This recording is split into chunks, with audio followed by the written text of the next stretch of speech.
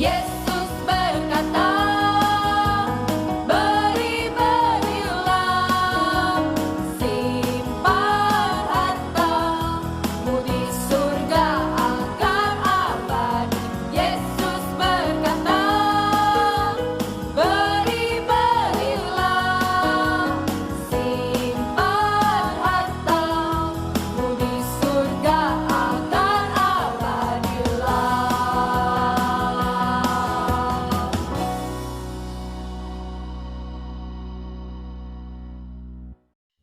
Halo adik-adik, senang sekali bisa berjumpa lagi melalui video hari ini. Kakak berharap adik-adik beserta keluarga semuanya tetap berada dalam perlindungan Tuhan dan tetap sehat. Hari ini kakak akan bercerita dengan judul Kupersembahkan Hartaku dengan Sukarela.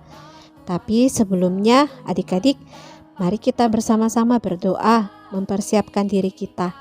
Tangannya dilipat, matanya ditutup, dan ikuti kakak berdoa. Oh Tuhan Yesus, sungguh Engkau Tuhan yang ajaib, yang senantiasa menjaga dan melindungi aku. Hari ini aku kembali mendengarkan firman-Mu. Aku menguduskan waktuku mendengarkan dengan baik dan melakukan perintah-Mu dengan takut dan gentar kepadamu. Tuhan Yesus, aku cinta padamu, dalam namamu aku berdoa. Amin. Pernahkah kamu mendengar orang berkata, hatinya sedingin es? Tahukah kamu apa maksudnya? Orang yang hatinya sedingin es adalah orang yang tidak pernah tergerak karena rasa kasihan terhadap orang lain. Orang Kristen tidak seharusnya memiliki hati yang sedingin es. Pada waktu gereja di Yerusalem menderita kekurangan, banyak anak-anak Tuhan dari tempat lain yang tergerak hatinya untuk memberikan bantuan. Syukurlah hati mereka tidak sedingin es walaupun mereka bukan orang kaya. Pernah terjadi, hampir semua orang di Yerusalem mengalami masa-masa yang susah. Mereka kelaparan karena pada saat itu tidak ada cukup makanan untuk semua orang yang hidup di kota yang penuh sesak itu. Beberapa orang di Yerusalem juga memiliki kesulitan mendapatkan pekerjaan. Tidak seorang pun mampu menggaji mereka.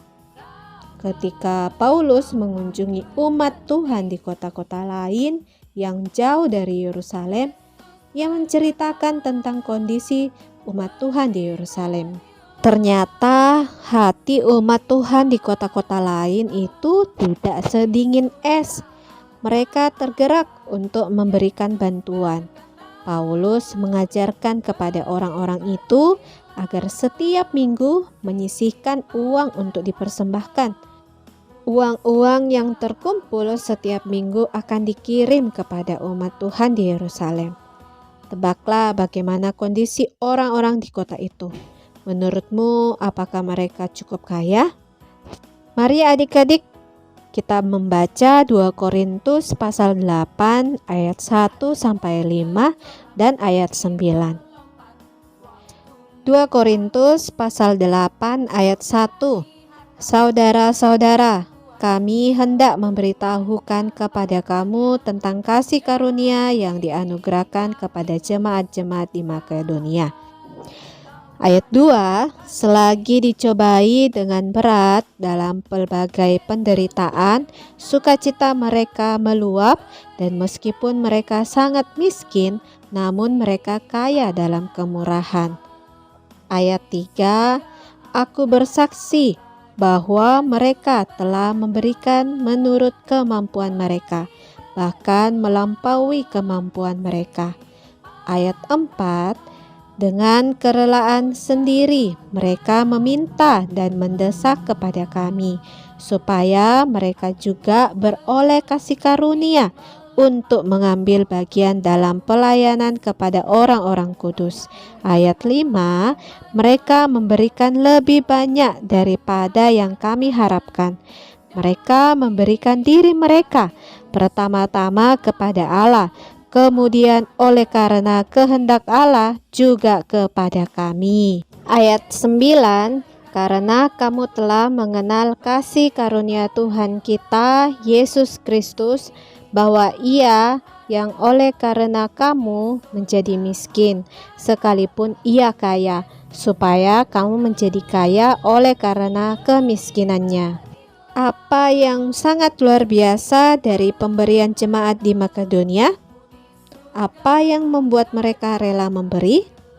Nah, sekarang kita baca 2 Korintus pasal 9 ayat 1 sampai 2 dan ayat 5. 2 Korintus pasal 9 ayat 1. Tentang pelayanan kepada orang-orang kudus, tidak perlu lagi aku menuliskannya kepada kamu. Ayat 2. Aku telah tahu kerelaan hatimu, tentang mana aku megahkan kamu kepada orang-orang Makedonia. Kataku, Akaya sudah siap sedia sejak tahun yang lampau, dan kegiatanmu telah menjadi perangsang bagi banyak orang. Ayat 5, sebab itu aku merasa perlu mendorong saudara-saudara itu untuk berangkat mendahului aku, supaya mereka lebih dahulu mengurus pemberian yang telah kamu janjikan sebelumnya, agar nanti tersedia sebagai bukti kemurahan hati kamu dan bukan sebagai pemberian yang dipaksakan. Pemberian berlimpah sukarela yang diberikan kepada orang lain sebagai berkat.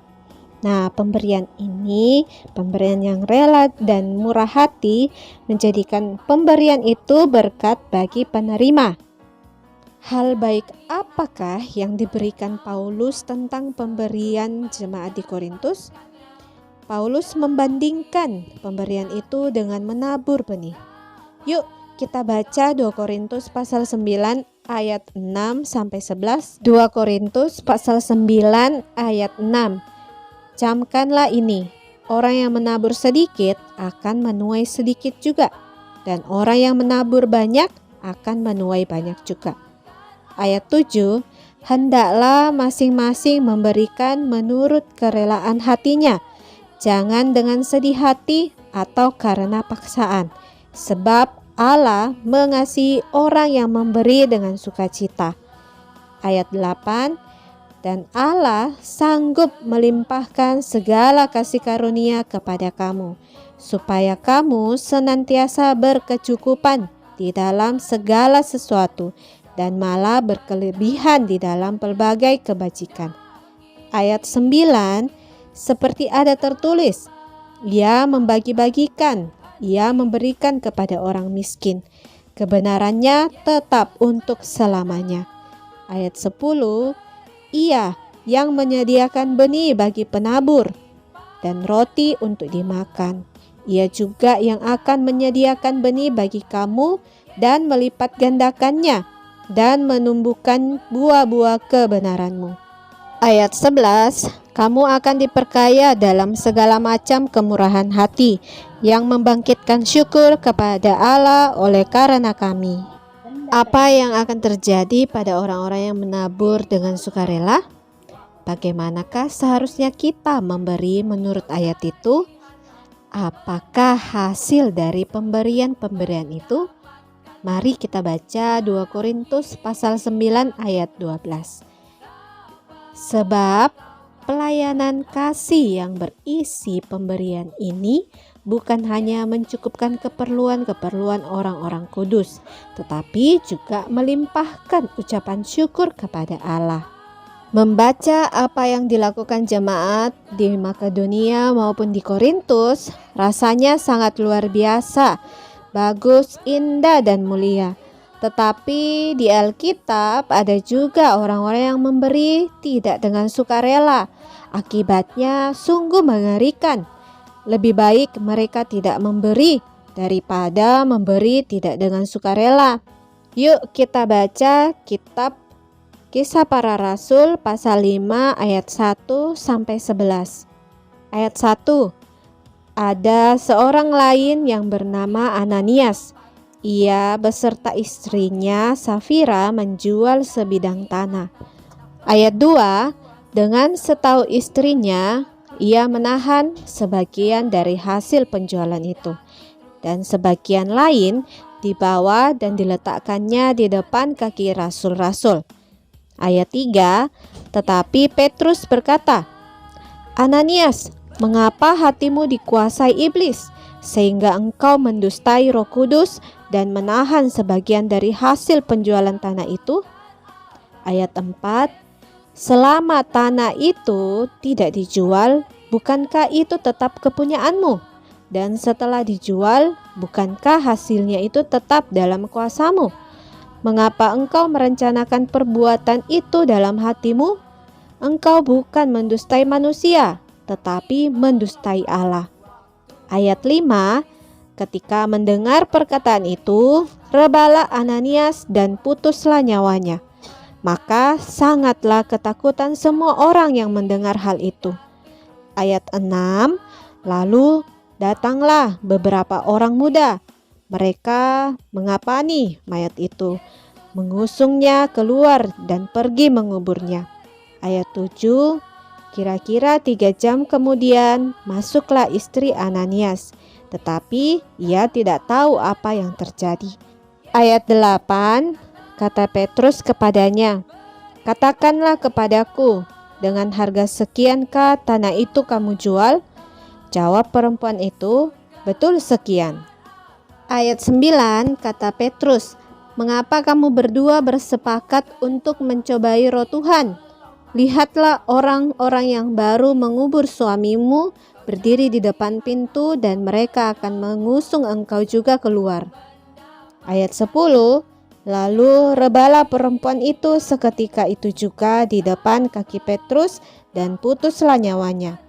Ketika orang-orang muda itu masuk, mereka mendapati dia sudah mati.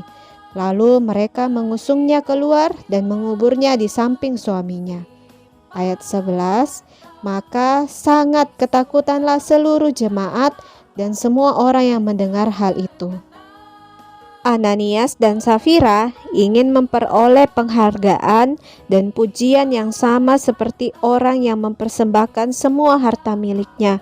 Tetapi mereka tidak rela memberikan semua hartanya. Sebenarnya tidak ada yang memaksa mereka untuk memberikan uangnya. Mereka boleh saja memberikan sebagian, tetapi jangan menipu Tuhan dan menipu orang-orang dengan bersikap seolah-olah mereka telah memberikan semuanya.